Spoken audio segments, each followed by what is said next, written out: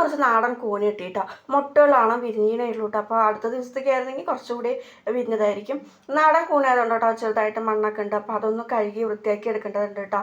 ഈ കൂന് ചെറുതായി അരിഞ്ഞിട്ട് നമുക്ക് ഉപ്പിട്ടിട്ട് ജസ്റ്റ് ഒരു 10-15 മിനിറ്റ് വെച്ചതിന് ശേഷം കഴുകിയെടുത്ത് പറഞ്ഞാൽ നല്ല ക്ലീനായി കിട്ടും കേട്ടോ. അപ്പോൾ അതുപോലെയുണ്ട് ഞാനിവിടെ കഴുകിയിരിക്കുന്നത്.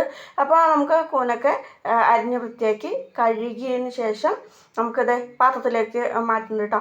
നമുക്ക് കറി വയ്ക്കാനുള്ളത് നോക്കാം അല്ലേ.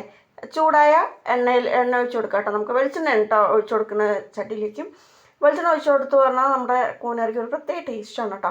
അപ്പോൾ അത് കടയൊക്കെ പൊട്ടിക്കൊണ്ടിരിക്കുന്നുണ്ട്. അപ്പോൾ തേങ്ങാ പീസ്, ഇഞ്ചി, സവാള, പച്ചമുളക്, കറിവേപ്പില ഇത്രയാണ് കേട്ടോ സാധനങ്ങളാണ് ഞാൻ എടുത്തിരിക്കുന്നത്.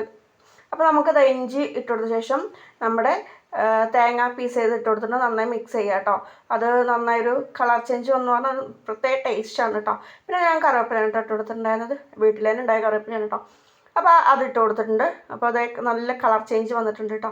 പിന്നെ പച്ചമുളക് ഇട്ട് കൊടുത്തു, മിക്സ് ചെയ്തു. പിന്നെ നമ്മുടെ സവാള ഇട്ട് കൊടുത്തു കേട്ടോ. സവാള ഇട്ട് കൊടുത്ത് നന്നായി മിക്സ് ചെയ്തു കേട്ടോ.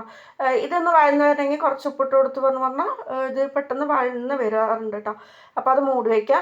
മൂടി വെച്ച് നന്നായി മിക്സ് ചെയ്ത് ജസ്റ്റ് ഒരു 10 മിനിറ്റ് കഴിഞ്ഞപ്പോൾ ഈ ഒരു രൂപത്തിലായിട്ടാണ് എല്ലാം നല്ല കളർ ചേഞ്ച് വന്നില്ലേ, നല്ല ബ്രൗണിഷ് കളറായിട്ടുണ്ടായിരുന്നു. അപ്പോൾ സിമ്മാക്കിയിട്ട് നമുക്ക് കുറച്ച് മുളക് പൊടി ഇട്ട് കൊടുക്കാം കേട്ടോ. പിന്നെ മല്ലിപ്പൊടിയാണ് ഇട്ട് കൊടുക്കുന്നത്. അതിനുശേഷം നമുക്ക് ചിക്കൻ മസാല ഇട്ട് കൊടുക്കുന്നത്.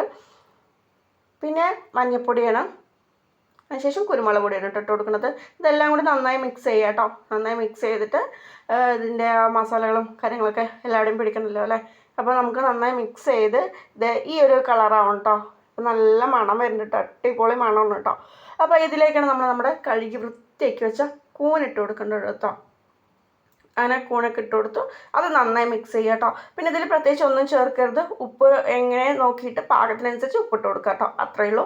പിന്നെ നമുക്കത് മൂടി വയ്ക്കുക കേട്ടോ. വെള്ളം ഒഴിച്ച് കൊടുക്കരുത്, കാരണം കൂനിൽ തന്നെ വെള്ളം ഉണ്ടാവും.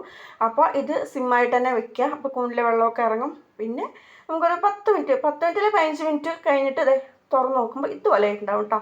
കൂനിലെ വെള്ളമൊക്കെ ഇറങ്ങി എല്ലാം വെന്ത് സെറ്റായി അടിപൊളിയായി വന്നിട്ടുണ്ടാവും കേട്ടോ. നമ്മുടെ സിമ്പിളായി കൂനുകറി റെഡി ആയിട്ടുണ്ട് കേട്ടോ.